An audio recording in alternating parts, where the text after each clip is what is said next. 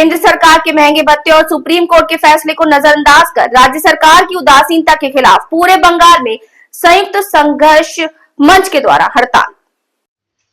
केंद्र सरकार के महंगे भत्ते को लागू न करने और सुप्रीम कोर्ट के फैसले की अवहेलना पर राज्य सरकार की गैर जवाबदेही के खिलाफ आज पूरे पश्चिम बंगाल में संयुक्त संघर्ष मंच के आह्वान पर बेमियादी हड़ताल हो रही है। कॉलेज से लेकर विश्वविद्यालय के प्रोफेसर, शिक्षक, अशिक्षक कर्मचारी और सरकारी कर्मचारी सड़कों पर उतर आए हैं। फरक्का अवर विद्यालय निरीक्षक कार्यालय के सामने भी इसका असर दिखा।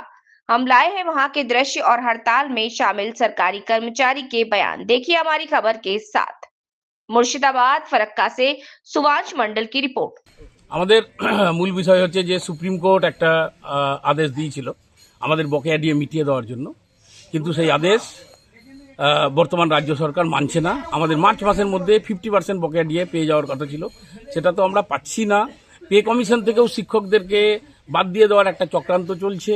9 লক্ষ পশ্চিমবাংলার হচ্ছে কর্মচারী, কিন্তু সেখানে সরকারি কর্মচারী আর সরকারি কোষাগার থেকে বেতনপ্রাপ্ত কর্মচারী এই করে ভাগ করে দেওয়া হচ্ছে।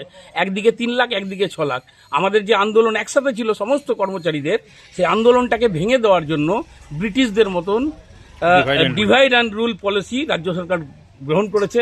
সরকারি কর্মচারীদেরকে দেওয়া যাবে যারা সরাসরি সরকারি কর্মচারী, কিন্তু যারা শিক্ষক বা পঞ্চায়েতের কর্মচারী তাদের সেই রকম 6 লক্ষ লোককে বাদ দিয়ে দেওয়ার একটা চক্রান্ত করছে। আমাদের দাবি হচ্ছে যে সবাইকে দিতে হবে, আর হচ্ছে মার্চ মাসের মধ্যেই 50% দিতে হবে।